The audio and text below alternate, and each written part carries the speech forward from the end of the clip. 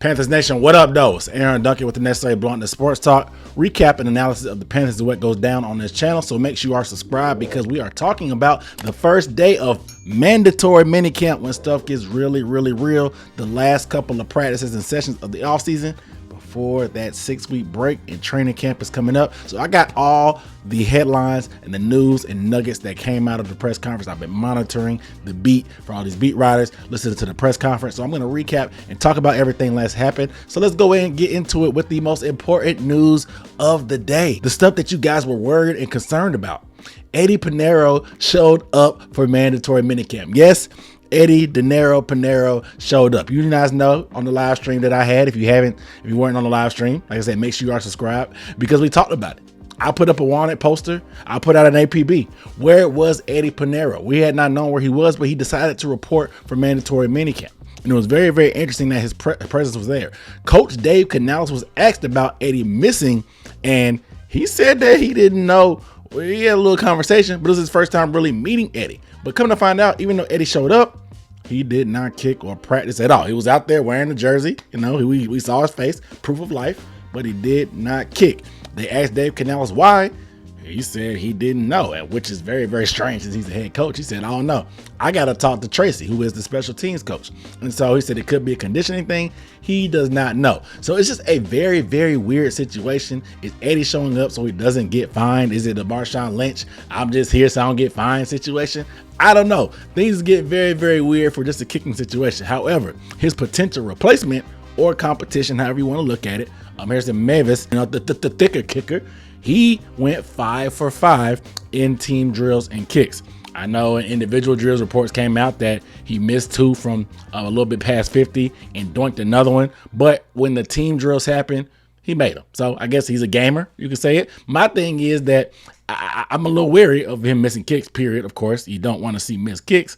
But the fact that we're consistently trying attempts past 50 yards gives the reason why he was brought in for competition for Eddy in the first place. Because we know once the distance gets a little deep, that ain't Eddy ministry anyway. So it is what it is, man. But just something to monitor as this thing kind of unfolds because it's just a weird situation, especially for a kicker. So Jadeveon Clowney actually reported as well. He had been in and out of some workouts. He reported early on, but he was working on his own out in Houston. And he had a press conference just disclosing all of that. He had a couple big nuggets that he talked about. One, they asked him about Gilmore. He said he's been in contact with Gilmore, still trying to recruit him, but he said that Gilmore has a lot of options and he's trying to weigh the options. He says it's, you know how it comes down to. It's business at this point. It's going to come down to money. And he says he's going to root for him wherever he goes, but he says that he's been talking to him.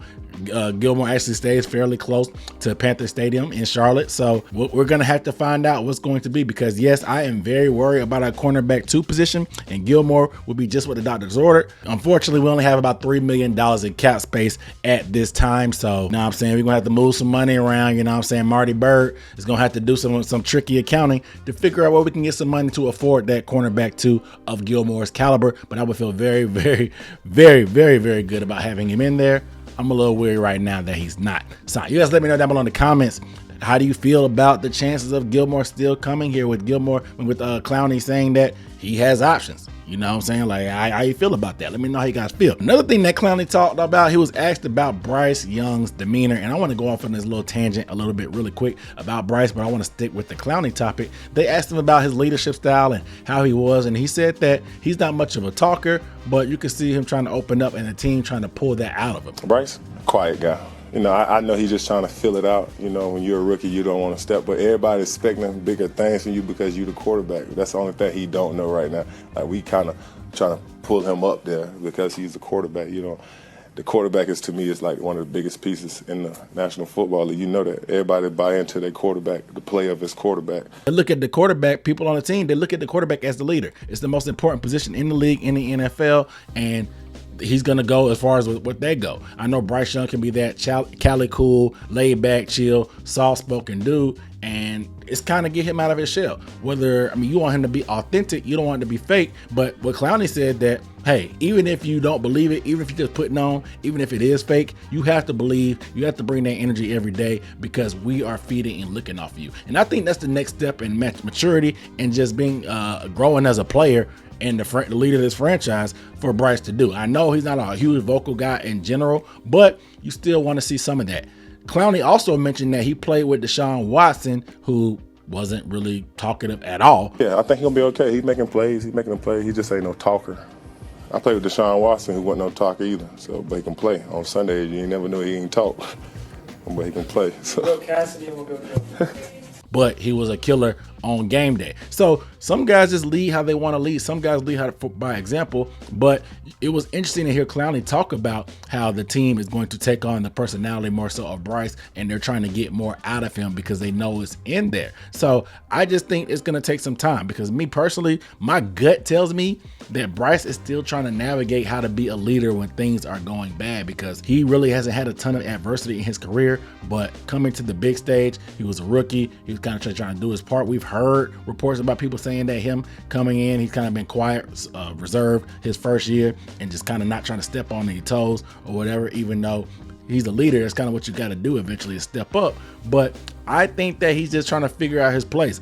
I feel that when we actually start having some success, he will probably talk a lot more. You'll probably see him doing a lot more off-season stuff. Like right now, you see CJ Stroud on every podcast, every meme, every video going viral because he had a great year. You can be comfortable doing your thing. But Bryce probably feels like, hey, I haven't had to, I need to be working on my game before I'm out here doing all the other stuff that comes with playing well. Once you start playing well, that stuff comes. You kind of look ridiculous if you're out here doing all this, that, and the third podcast or promotional events or parties if you haven't really done it on the field to show what you're worth. So I expect as things get better for Bryce, as we have more success, that he'll start stepping up and naturally grow into that position. Like I said, I want it to be natural. I don't want him to be inauthentic and people start getting mad at him like they kind of look at Russell Wilson sometimes because they feel like he's not being genuine and authentic. I'd rather it come organically than him trying to force the issue. However, I like that to hear the teammates are trying to boost him up, pull it out of him, let him know that, hey, you're our leader, bro. We're going where you go. So just let him know that. You guys let me know how you feel down below in the comments about Jadeveon's comments talking about Bryce being quiet and them trying to pull that kind of enthusiasm out of him. Other things that Clowney was talking about was his work in this system and how much he likes the system, that 3-4. He talked about the time that he spent in Houston, the team that drafted him, playing under Romeo Crennel. Romeo Crennel is one of the disciples and defensive coordinators under Bill Belichick back during the long tenure of the time that they were great and having those dominant defenses. They run that 3-4 defense as well. He talked about he liked that system because it was similar to that and just moving around his different alignment, doing different things. And I was curious, Romeo Crennel coached the Texans when Jadeveon was there in the 2017 and 2018 years when Clowney had that. I went back and looked at PFF and I was very, very shocked at what I saw. Come to find out, according to PFF grades, those 2 years were two of his most productive years. For overall defensive grade, that was the highest graded year of his career in 2018. In 2017, it was a 75, still up there, but his run defense grade was in the 80s. His pass rush was in 74. Very, very good year overall in terms of just the production and the numbers. He had 42 hurries in 2017 and 38 hurries in 2018. So just very, very productive overall in that system. And he said he likes it. So obviously a lot of time has passed. He's a lot older than he was back then, but him saying that, saying how comfortable he feels, talking about his run defense and why he loves that, or how personal he takes playing versus the run. I'm hoping for big things from a Jadeveon Clowney, but it's going to be hard because we also got some other news regarding the edge room, and that's just some injuries. DJ Johnson, our former third-round draft pick, was carted off from practice with an apparent knee injury. When Dave Canales was asked about it, they said that he wasn't sure. He was going to get testing and procedures done, MRI, all the whole 9 yards. Now, of course, during the offseason, there aren't injury reports during the season. Legally, you have to put out an injury report and give as much detail as possible.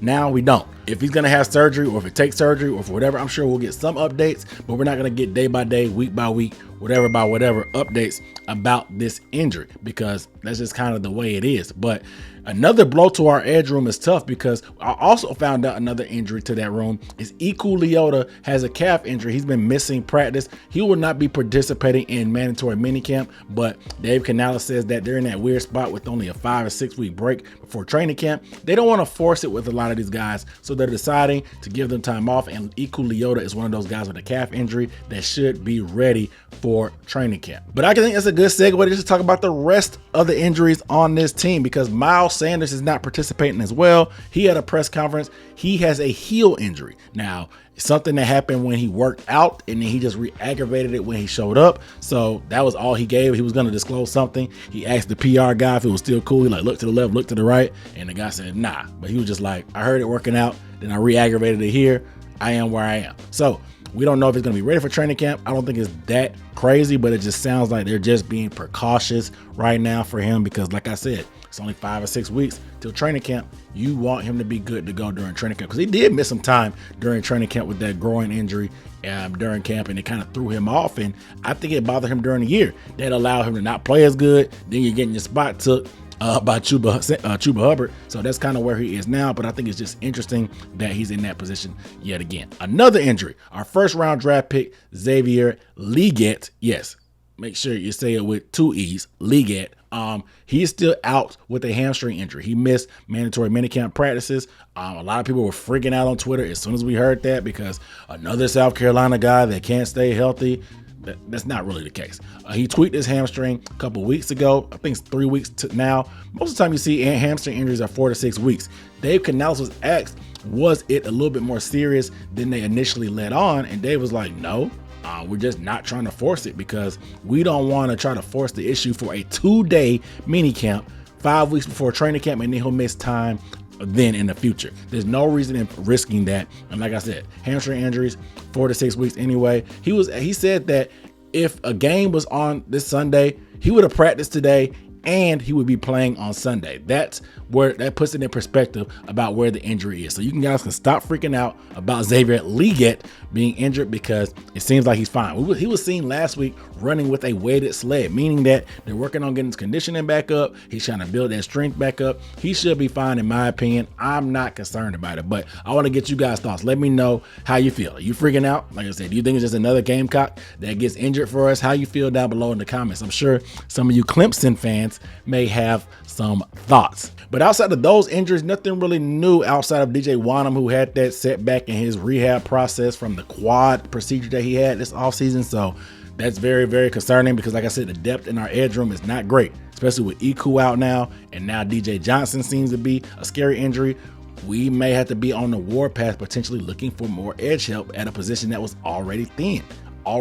So I'm a little bit nervous about that, no question. So we'll see how things trend as we get ready to move forward over these next few weeks, but I'll keep you posted on any updates in terms of that. Of course, Jonathan Brooks is still working on his own. July was that date where he could probably be cleared to start running and doing stuff again. So let's aim to see him at training camp. I'm excited for the prospects of him. Between him, hopefully a bounce back from Miles Sanders, Chuba in the contract year trying to build off what he did last year, and Raheem, who was very, very underrated. I'm excited about our backfield, and they all keep talking about how much Dave Canales has emphasized the fact that we're going to run the ball. Miles Sanders said it today. They asked him what his thoughts about Dave Canales. He said he was happy that he's saying run the ball. So it looks like that's going to be our identity, and we're going to try to build everything off that. How Dave Canales is able to put that together after having a struggling run game in Tampa, we will find out. But I want to get you guys' thoughts about anything I talked about today. Let me know down below in the comments. Like I said, I always like to get you guys' thoughts and opinions about it. Just got to get the pulse